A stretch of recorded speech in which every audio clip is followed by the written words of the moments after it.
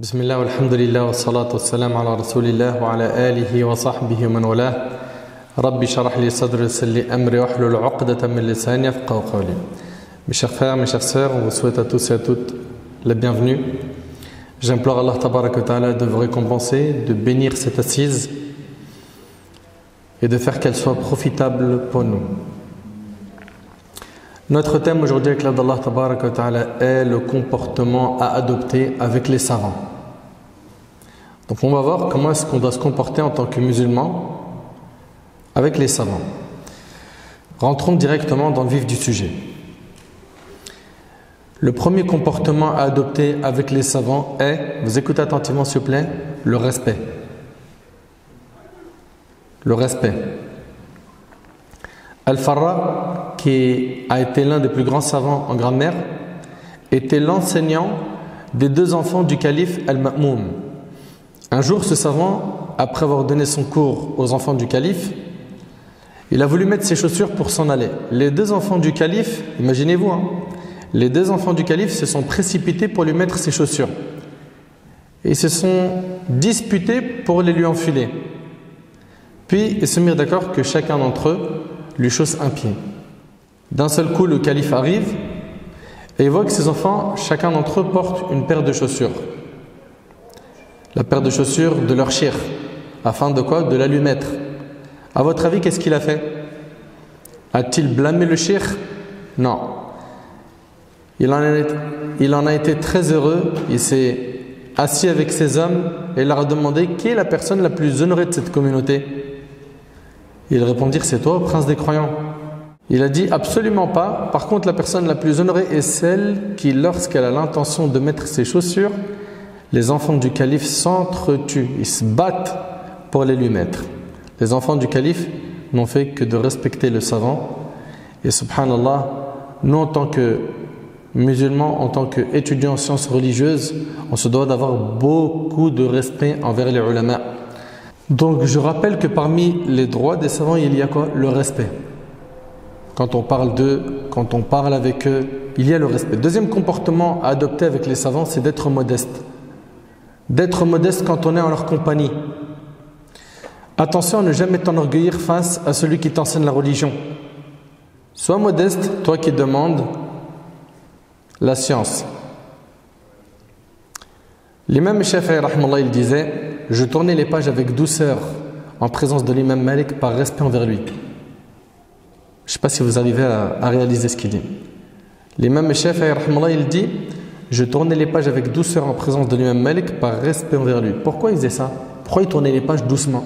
Pour ne pas déranger son professeur. Subhanallah. Si l'imam Shafi'i, il avait la possibilité de voir le comportement qu'on a aujourd'hui avec les gens de science, qu'est-ce qu'il dirait à votre avis? Aujourd'hui, il suffit qu'un imam il prolonge un petit peu sa khutbah de Jumu'ah, un tout petit peu, pour que tu entends, hey, t'as cru qu'on a que ça à faire ou quoi? Donc travaille nous. Où il est passé le respect avec les ulama, avec les gens de science? Et je vous rappelle que les savants sont les héritiers des prophètes. Les savants sont les héritiers des prophètes. Qu'est-ce qu'ils ont hérité des prophètes? Ils ont hérité de al-ilm, la science. Haroun al-Rashid, rahimahullah, l'un des califes les plus riches de son époque. Il a envoyé une personne à l'imam Malik, rahimahullah, afin que l'imam Malik vienne chez Haroun, le calife, pourquoi? Pour enseigner la religion à ses enfants. Al-Amin et Al-Ma'moun. Jusque-là, tout va bien, n'est-ce pas? Ici, on pourrait dire, le calife, il est soucieux de l'éducation de ses enfants. Il veut que l'imam Malik vienne enseigner à ses enfants. C'est quelque chose de magnifique. Suite à cela, l'imam Malik envoie une lettre à Haroun al-Rashid lui disant de la part du mufti de Médine, Malik ibn Anas, au prince des croyants. Après ceci, ta lettre m'est parvenue et sache au prince des croyants que l'on vient à la science et ce n'est pas à la science de venir vers quoi? Vers nous. La science, c'est nous, on doit faire l'effort pour aller la chercher. Et pas autrement. Lorsque le message parvint à Haroun, qui, je vous le rappelle, était un calife pieux, c'était quelqu'un de pieux, le meilleur calife abbasside de l'histoire, fut Haroun al-Rashid. Haroun al-Rashid se rendit à la mosquée avec ses deux enfants. Il a donc ici fait l'effort de ramener ses enfants à la mosquée. Quand les gens l'ont vu, ils se sont dit c'est le calife, tout de suite ils l'ont ramené une chaise, ils l'ont rapproché de l'imam Malik, c'est le calife. Ils lui ont ramené une chaise, pourquoi? Pour pas qu'il s'assoie par terre. Et ici, l'imam Malik, ça ne lui a pas plu. Et il a commencé à changer de discours, il a commencé à faire des rappels sur ceux qui ne font pas preuve de modestie. Il a commencé à évoquer des textes qui blâment sévèrement ceux qui ne sont pas humbles, ceux qui font preuve d'orgueil. Donc il a commencé à évoquer des hadiths tels que chaque fois que quelqu'un se montre modeste par amour d'Allah, Allah glorifié et honoré ne fait que l'élever davantage. Et il poursuivit en disant, le prophète sallallahu alayhi wa sallam a dit, n'entrera pas au paradis celui qui a dans son cœur le poids d'un atome d'orgueil. Et l'imam Malik continue à s'adresser aux orgueilleux et à ceux qui se sentent supérieurs aux autres jusqu'à ce que Haroun a compris. Il a compris que là, l'imam Malik il lui a envoyé des messages. Suite à quoi, il a abandonné la chaise et il s'est assis par terre, au fond de la mosquée. Subhanallah. Une autre histoire, celle de Himdan al-Asfahani. Il a dit, j'étais chez Shuraik. Attention, Shuraik, pas Shuraih. Ce sont deux personnes différentes.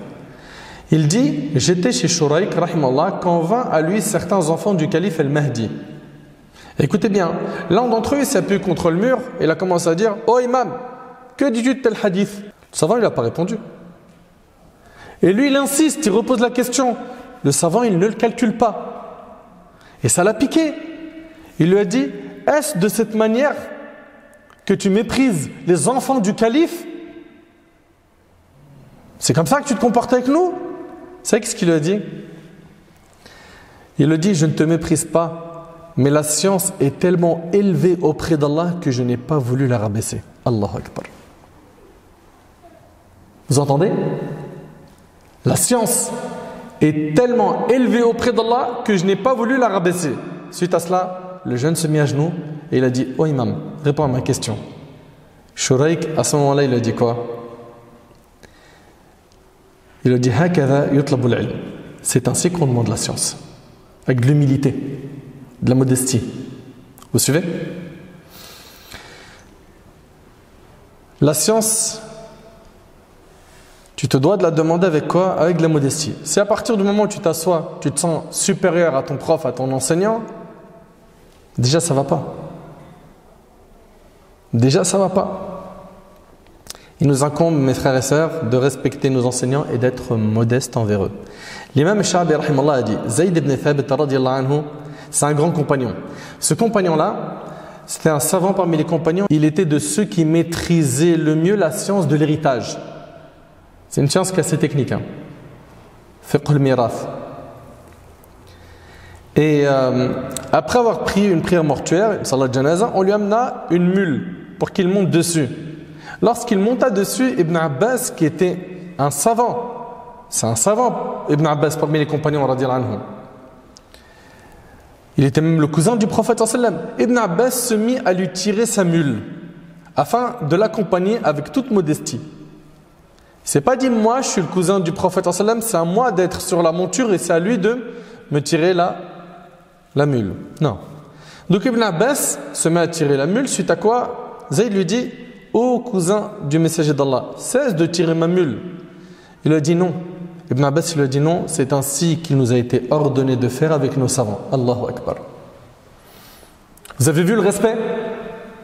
Ça se perd aujourd'hui ça. Ibn Abbas lui a dit non, c'est ainsi qu'il nous a été ordonné de faire avec nos savants. Lorsque Zayd arriva à destination, il descenda de la mule et embrassa la tête d'Ibn Abbas. Ibn Abbas lui a dit, que fais-tu? Il lui a dit, quant à nous, il nous a été ordonné d'aimer la famille de notre prophète. Sallallahu alayhi wa sallam.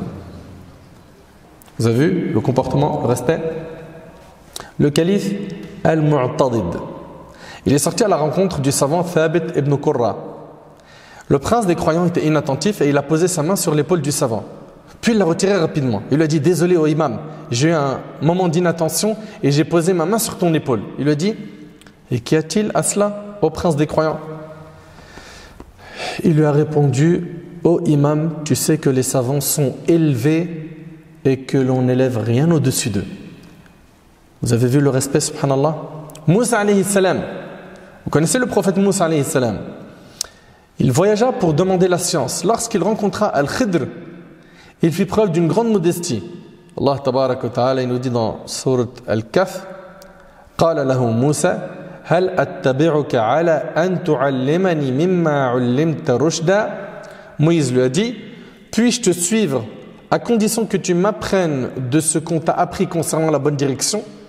Moussa alayhi salam, c'était un savant et il a fait preuve d'humilité, de modestie. Pourquoi? Parce qu'il a besoin de son savoir. Les prophètes, les compagnons, nos ancêtres, as-salaf as-salih, ils étaient modestes. Ar-Rubai' rahimahullah, qui était l'élève de l'imam al-Shafi'i, il a dit, par Allah, je n'ai jamais eu le courage de boire de l'eau à la vue de Shafi'i, par crainte et par respect envers lui.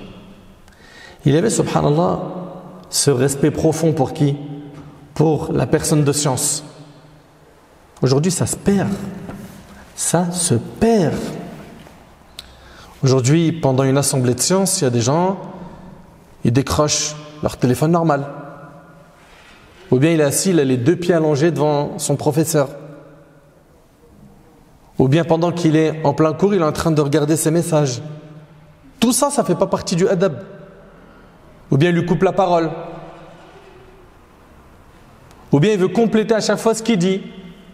Ou le corriger. Non, cheikh, non. C'est quoi ces comportements-là? Il y a une manière de corriger une personne de science. Al-Khatib rahimallah a raconté dans Al-Jami' selon Al-Mughira qui a dit, nous craignons Ibrahim al-Nakha'i, c'est un grand savant parmi nos ancêtres, comme on craignait les rois. On disait que les gens pouvaient assister et étudier auprès d'Al-Hassan al-Basri rahimahullah pendant 3 ans sans lui poser de questions. Pourquoi? Parce qu'il le craignait. Attention, ce n'est pas une crainte parce qu'il est méchant.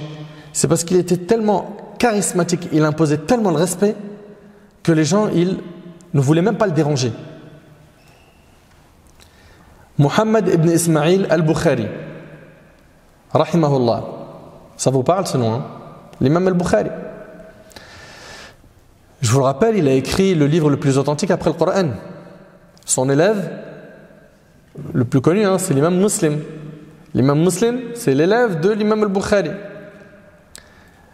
Al-Bukhari, rahimahullah, il avait un comportement exceptionnel.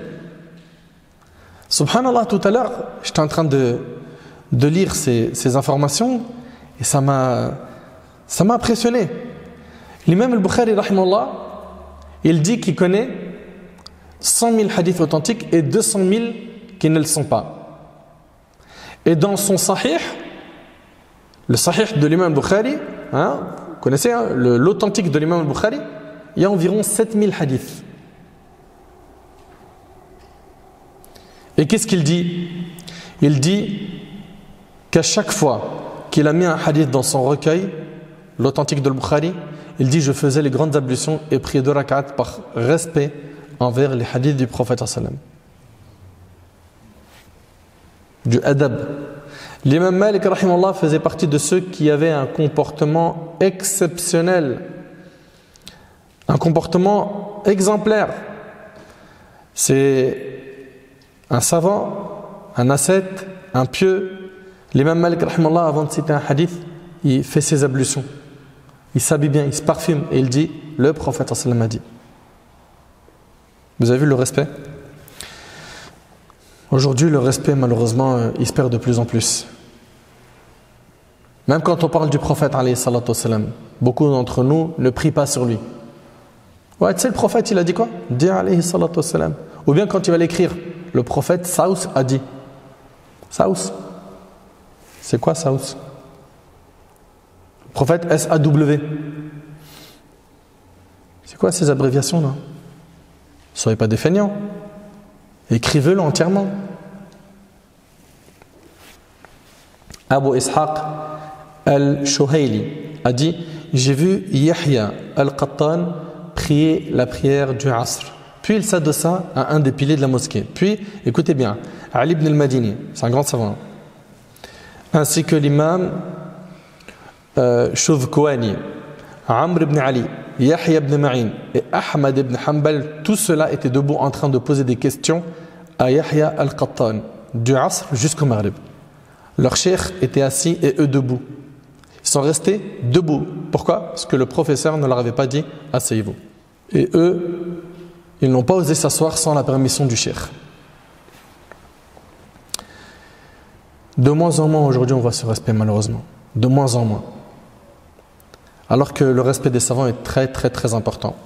Alors attention, je ne suis pas en train de dire que les savants sont des prophètes. Les savants, on doit les adorer. Il ne faut pas comprendre ça. D'accord? S'il vous plaît, évitez les extrêmes. C'est soit je ne respecte pas du tout, soit je respecte avec des choses qui ne font pas partie du dîn, des extrêmes. Non, ne soyez pas de cela. Donc s'il vous plaît, barakallahu fikum, retenez que en tant que musulman, on se doit de respecter les gens de science. Et non de faire comme certains, se moquer d'eux, parler de leurs erreurs, les dénigrer, dévoiler leurs défauts. Les compagnons radiyallahu anhum ont énormément respecté le prophète sallallahu alayhi wa sallam, qui était leur savant, n'est-ce pas? Urwa ibn Mas'ud al-Thaqafi, qui n'était pas musulman à cette époque, qui va se convertir plus tard, il a été envoyé par les kuffars pour voir le prophète sallallahu alayhi wa sallam et discuter avec lui. Urwa, il a visité le prophète sallallahu alayhi wa sallam, il a vu le comportement des compagnons. Vous savez qu'est-ce qu'il a dit? Quand il est retourné voir les leaders de Quraysh, il leur a dit: j'ai visité les cours des rois et j'ai vu les splendeurs de César, de Khosroès et du Négus, mais je n'ai jamais vu de roi plus vénéré que ne l'est Mohammed de ses compagnons. Et c'est rapporté par le Bukhari. C'est impressionnant. Le respect des savants est une chose primordiale pour un talib ilm. Écoutez cette histoire. Ash'af ibn al-Masiyiri. Il a dit: Haroun al-Rashid partit en voyage et pendant qu'il quittait le pays, les gens étaient autour de lui. Puis en chemin, ils virent Abdullah ibn al-Mubarak. C'est un grand savant. Dès qu'ils l'ont vu, ils ont abandonné le calife pour rester avec qui? Avec Abdullah ibn al-Mubarak. Haroun al-Rashid a été étonné du comportement des gens et se demanda: qui est cet homme? On lui a dit: c'est Abdullah ibn al-Mubarak, le grand savant des musulmans. Une servante qui avait un enfant avec Haroun al-Rashid, en voyant cela, a dit de son palanquin: par Allah, ceci est la vraie royauté, qui n'a rien à voir avec la royauté de Haroun pour laquelle les gens se sont rassemblés qu'à l'aide des assistants et des policiers. Aujourd'hui, ce comportement avec les savants, malheureusement, il disparaît de plus en plus. Parmi les comportements à avoir avec les savants, il y a la douceur dans les questions. Il se peut que tu ne sois pas d'accord avec ton professeur, avec ton cheikh. Mais est-ce une raison pour que tu lui parles mal? Tu lui manques de respect? Non. Supposons qu'un cheikh, en disant une chose, il se trompe. Qu'est-ce que tu dois faire, toi? Talibul ilm, il est poli. Il va attendre le moment opportun pour parler à son professeur. D'accord? Il peut y avoir plusieurs situations. Il peut tout simplement lui dire, par exemple: Cheikh, il lève le doigt tranquillement, il attend, et lui dit: je pense que tu as sauté une ligne. Ça peut arriver. D'accord?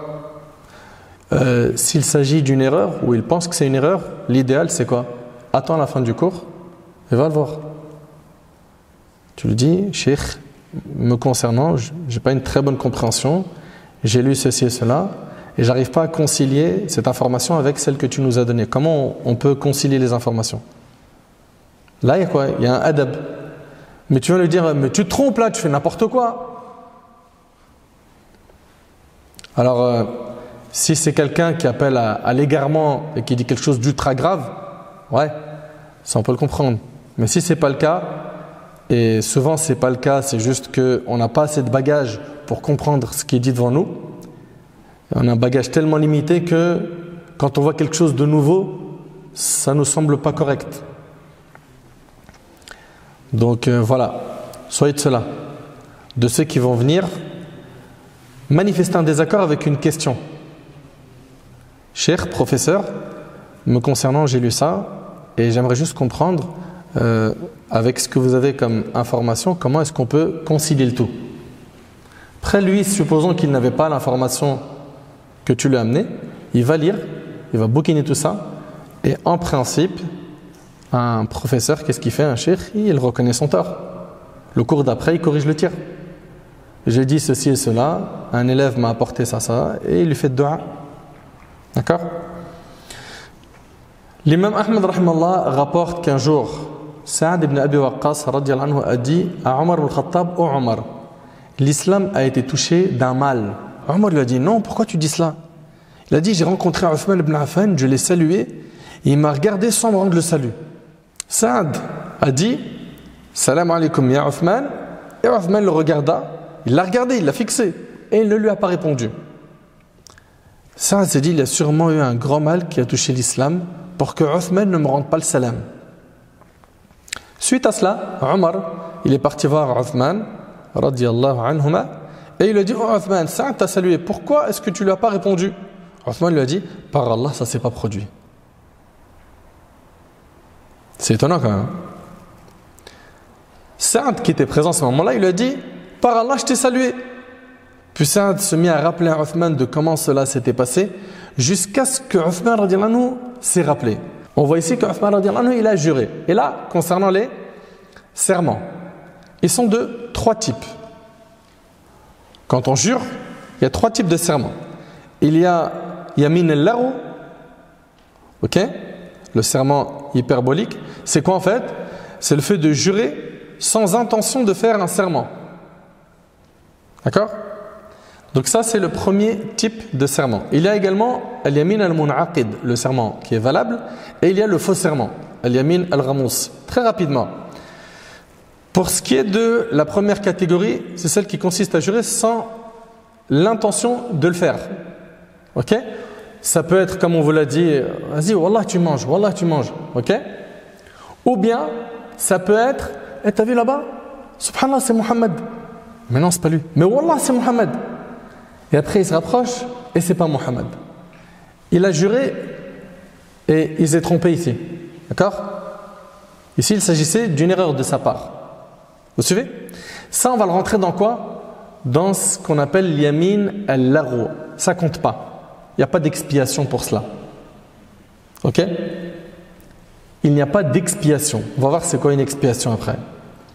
L'imam al-Bukhari Muslim rapporte que Aïcha radiallahu anha, la mère des croyants, a dit le verset: La yu'akhidhukum Allahu bil-laghwi fi aymanikum walakin yu'akhidhukum bima kasabat qulubukum. Ce n'est pas pour les expressions gratuites dans vos serments qu'Allah vous saisit.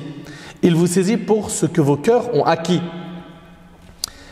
Elle a dit que ce verset a été révélé au sujet des expressions La wallah, bala wallah, kalla wallah. D'accord? Dans certains pays, toutes les phrases elles finissent comme ça. C'est devenu une ponctuation pour certains. Donc le serment qu'on appelle Yamin al-Laghu n'a aucune incidence légale. Il n'oblige pas le jureur à une expiation et n'entraîne pas de péché. Ok? Ça c'est le premier type de serment. Deuxième type de serment, c'est le serment valable. Al-Yamin al-Mun'aqid. Tu t'es disputé avec Moussa et tu as dit Wallahi, je rentre plus chez toi. D'accord? Là, tu es déterminé. On est d'accord ou pas? C'est plus du bavardage comme le premier. Là, tu es déterminé. Vous avez vu la différence entre les deux ou pas? Ok. Si ici, il y a un intérêt à expier, la personne devra expier. C'est-à-dire quoi? C'est-à-dire annuler ce qu'elle a fait. Annuler ce serment. Exemple, un homme il se dispute avec sa sœur de sang. Et il dit Wallahi, je rentre plus chez toi. On est d'accord qu'ici, l'avantage, il réside dans le fait d'annuler ce serment, de l'expier. Pourquoi? Pour renouer le lien de parenté, le lien de famille avec sa sœur. Le prophète a dit dans le hadith rapporté par Muslim selon Abu Huraira, quand tu fais un serment et que tu vois qu'il y a mieux à faire, expie ton serment et fais ce qu'il vaut le mieux. Taïb, expier. Tu peux nous expliquer? C'est-à-dire, supposons que j'ai juré par Allah que j'allais pas chez ma sœur et je veux expier, je veux me faire pardonner ça. Comment je fais? Alors écoutez bien. Allah tabaraka wa ta'ala dit dans Sourate Al-Ma'idah: La yu'akhidhukum Allahu bil-laghwi fi aymanikum walakin yu'akhidhukum bima 'aqadtum al-ayman fakaffaratuhu it'amu 'asharati masakin min awsati ma tut'imuna ahlikum aw kiswatuhum aw tahriru raqaba faman lam yajid fasiyamu thalathati ayamin dhalika kaffaratu aymanikum idha halaftum wahfadhu aymanakum كذلك يبين الله لكم آياته لعلكم تشكرون. Il y a beaucoup de leçons à tirer de ce verset. Allah Ta'ala dit, Allah ne vous sanctionne pas pour la frivolité dans vos serments. Donc c'est le premier type de serment ici. Ok? Celui qu'on a évoqué en premier. Celui où tu n'avais pas vraiment l'intention de jurer. Ok? Ou que tu l'as fait par erreur. Mais il vous sanctionne pour les serments que vous avez l'intention d'exécuter. C'est la deuxième catégorie, justement. Celle où on a évoqué l'exemple de quelqu'un qui ne veut pas aller chez sa sœur et il jure par Allah qu'il n'ira plus chez sa sœur. Allah il nous dit, l'expiation en sera de nourrir 10 pauvres. Vous entendez comment on expie ça? Nourrir 10 pauvres. De ce dont vous nourrissez normalement vos familles. Donc je vais les nourrir de ce que j'ai l'habitude de donner à ma famille. Ou de les habiller. Donc les nourrir ou les vêtir. Ça c'est numéro 1. Ou de libérer un esclave, il n'y en a plus. Ensuite Allah Azza wa Jalla dit quiconque n'en trouve pas les moyens, donc il n'a pas les moyens ici de nourrir 10 pauvres ou quoi? Vêtir 10 pauvres, c'est ce qui nous concerne ici. Quiconque n'a pas les moyens, il devra jeûner 3 jours. Vous avez déjà entendu des gens dire Jahlef, tu vas me faire jeûner 3 jours. Oui ou non? On a déjà entendu ça ou pas? L'ordre, c'est pas jeûner 3 jours. Allah Ta'ala il dit, celui qui n'a pas les moyens de nourrir 10 pauvres ou de vêtir 10 pauvres, à ce moment-là, il jeûne 3 jours. Donc s'il vous plaît, respectez bien l'ordre. C'est un ordre coranique. Allah Ta'ala il dit, quiconque ne trouve pas les moyens devra jeûner 3 jours. Voilà l'expiation pour vos serments, lorsque vous avez juré. Et regardez, Allah il dit quoi? Et tenez à vos serments. C'est-à-dire quoi? Arrêtez de jurer tout le temps. Ainsi, Allah vous explique ces versets afin que vous soyez reconnaissants. Troisième type de serment, c'est le faux serment. Il s'agit du serment fait contrairement à la vérité pour priver, généralement c'est fait pour quoi? Pour priver quelqu'un de ses droits ou pour le trahir. Ce serment est un péché majeur. Il est grave ce péché, ce qu'on appelle yamin al-ghamous. Quiconque fait un tel serment doit obligatoirement regretter et doit quoi? Réparer l'injustice et se repentir sincèrement. Le prophète sallam dans le hadith de Abdullah ibn Amr ibn al-As radiyallahu anhuma, il est rapporté par le Bukhari, il a dit les grands péchés sont le fait de donner à Allah des associés, l'ingratitude, le mauvais traitement envers les parents, le meurtre et le faux serment. On revient au hadith de tout à l'heure qu'on a commencé. Celui où Saad il a dit Uthman il m'a pas répondu le salam. Il lui a dit par Allah cela ne s'est pas produit. Uthman radiyallahu anhu lui a dit par Allah cela ne s'est pas produit. Saad fit tout pour que Uthman s'en rappelle et Uthman finit par s'en rappeler et il demanda pardon à Allah. Saad a dit à Uthman, regardez, il dit au compagnon, quelle est la chose qui t'a occupé l'esprit au point où tu ne m'as pas rendu le salam? Uthman lui a dit, j'étais en train de penser à une parole que le prophète sallam avait dit et qu'il n'avait pas terminée. Cette parole.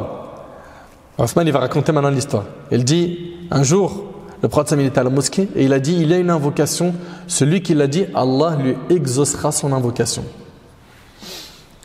Et au moment où le prophète sallam allait dire l'invocation, un bédouin est entré à la mosquée et interrompa le prophète sallam, puis il s'en alla de l'assemblée. Donc là, Uthman il est resté sur sa faim. Il voulait connaître cette formule qui fait que l'invocation est exaucée. Écoutez bien, ça, en ayant entendu cela, il a dit, je vais t'informer de ce que tu n'as pas entendu du prophète sallam. Il lui a dit, sache que ce jour-là, j'ai été dans cette assemblée. Et quand le prophète sallam se leva, je l'ai suivi afin d'apprendre de lui cette invocation. Subhanallah. Saad, il l'a suivi. Saad était conscient que demander au prophète de manière directe et lui dire, Ya Rasulallah, c'est quoi cette invocation, n'était pas le meilleur comportement à adopter. Alors il a fait sa demande de manière indirecte. Le prophète était presque arrivé chez lui et Saad avait peur de ne pas pouvoir lui parler.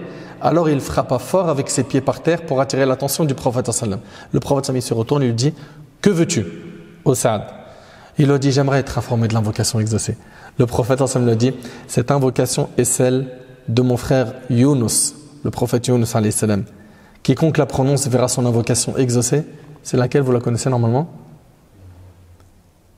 Ouais. La ilaha illa ant, subhanak, inni kuntu min al-zalimin. Point de divinité à part toi, pureté à toi, j'ai été vraiment du nombre des injustes. Dans cette histoire, il y a plein de leçons. L'attachement à la science de Saad, radiyallahu ta'ala. La tristesse de Uthman d'avoir raté une science. Subhanallah. On a également que le comportement de l'élève avec son enseignant doit être exemplaire. Il faut choisir les meilleurs moments pour questionner ton professeur. Et ça demande beaucoup de sagesse, beaucoup de patience. Parmi les comportements adoptés avec les savants, il y a le fait d'éviter la polémique et les débats avec eux. Maïmoun ibn Mahran, rahimallah, a dit: ne débat pas avec celui qui est plus savant que toi, car en débattant avec lui, tu risques de te priver de sa science. Et il ne se souciera pas de ce que tu as fait. L'imam Zuhri a dit, rahimahullah, Salama débattait avec Ibn Abbas, suite à quoi il fut privé d'un grand bien. Ce grand bien fut la science d'Ibn Abbas. Jurayj disait que j'ai tiré de Ata, mais dû que par la douceur que j'ai utilisée avec lui. Donc on a dit qu'il faut quoi? Éviter de débattre et de polémiquer avec le savant. Également la patience face à certains comportements déplacés que pourrait avoir ton enseignant. Il est possible que ton cheikh, ton professeur, utilise des mots durs avec toi. Dans ce cas, patiente. Car dans cette affaire, qui a besoin de qui? C'est toi qui as besoin de lui. Et des fois, l'enseignant, il fait ça pourquoi? Il y a un objectif derrière. C'est quoi? Allô? Oui? T'éduquer. Ton œuf, s'il a besoin de réglage. Ton ego a besoin de réglage. Il a besoin juste de perdre quelques kilos. Il est trop gonflé. Et donc le professeur, il est là pour t'aider. Il détecte les problèmes de comportement et ici, il te rappelle à l'ordre. Abu Muhammad al-A'mash, rahimahullah, un grand savant dans la science du hadith, ce grand savant avait attaché devant la porte d'entrée de sa maison un chien méchant. Vous savez pourquoi il a fait ça? Pour voir qui d'entre ses élèves allait se débrouiller pour rentrer chez lui et apprendre la science. C'était un test. Il voulait voir les motivés parmi eux. Chaque jour, 5 à 6 personnes venaient étudier chez ce savant. Mais avant de rentrer chez lui, ils essayaient d'amadouer le chien. Des fois, ils attendaient que le chien dorme. Bref, ils se débrouillaient pour étudier chez le shir. Une fois, le shir trouva que la maison était pleine d'étudiants. Il a dit: Subhanallah, comment est-ce que vous avez fait pour rentrer aussi facilement chez moi? Ils lui ont dit: le chien est mort. le chien est mort.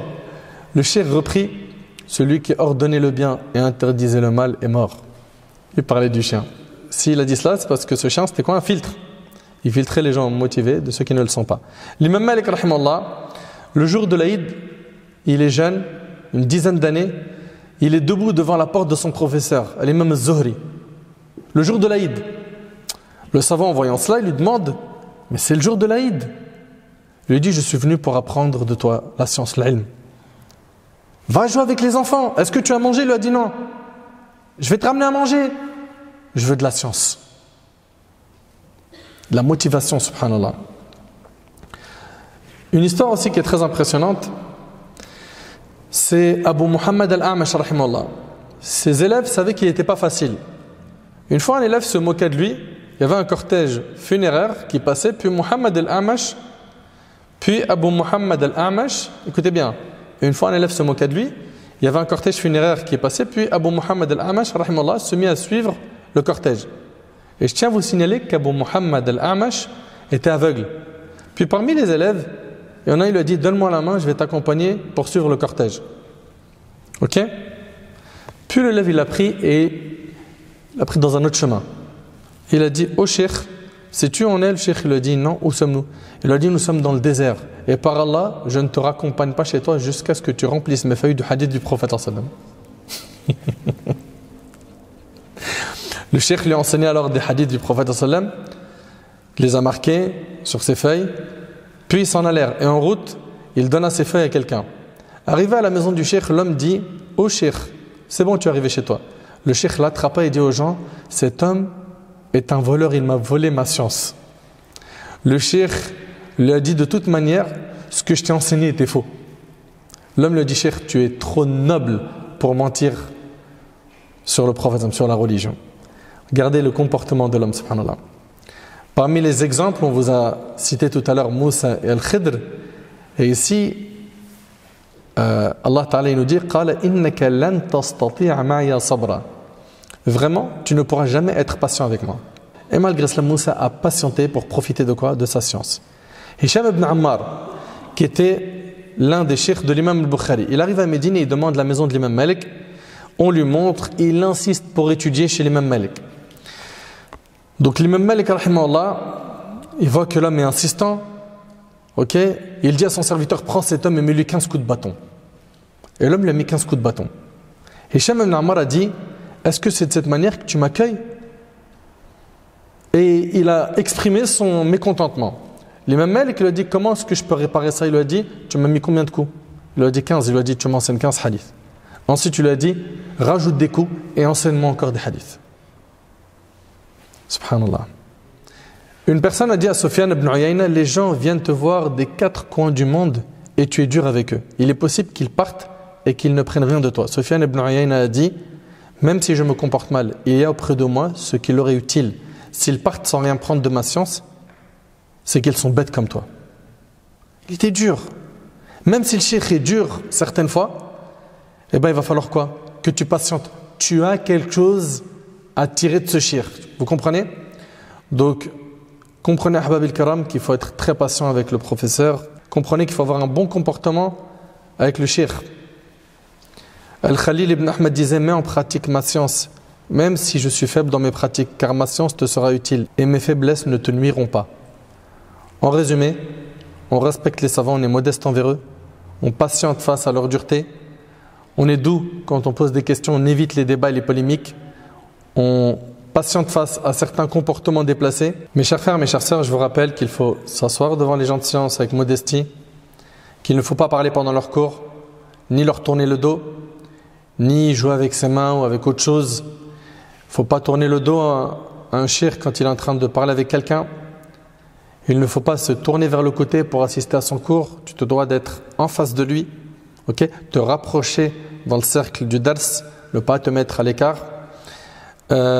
Évite de parler pendant son cours ou de commenter ses propos, que ce soit en lui parlant ou en parlant à quelqu'un d'autre. Ne le montre pas du doigt en t'adressant à lui. Si tu rentres dans la mosquée et que tu ne trouves pas ton enseignant, tu l'attends, tu patientes. Supposons que tu vas à la mosquée et qu'une fois là-bas, tu ne vois pas ton cheikh, ton professeur, patiente. Ce qui est triste, c'est que des fois le cheikh il n'est pas là, un frère compétent s'assoit à sa place et 3/4 de la mosquée s'en va. Mais tu es venu pour Allah tabaraka ta'ala, si c'est le cas, profite du rappel. Imagine, demain ton cheikh il meurt. Ça y est, c'est terminé? Tu viens plus à la mosquée? Défendez l'honneur des mashayikh, des savants. Pensons d'eux du bien. Pensons d'eux du bien. Ayons des bons soupçons envers eux. Également, il faudra lui pardonner ses mauvaises réflexions qui t'ont choqué ou blessé. Dans tout cela, le plus important, c'est de revoir son intention. Car si l'intention n'est pas bonne, il se peut que la personne soit châtiée le jour du jugement. J'implore Allah subhanahu wa ta'ala de m'accorder ainsi qu'à vous un bon comportement. Sallallahu subhanahu wa ta'ala an yanfa'ani bima qultu wa yanfa'akum bima sami'tum. Hadha ma a'lamu Allahu 'azza wa jalla a'la wa a'lam. Subhanaka Allahumma bihamdik. Ashhadu an la ilaha illa anta astaghfiruka wa atubu ilayk wa akhiru da'wana alhamdulillahi rabbil alamin. Jazakumullahu khairan.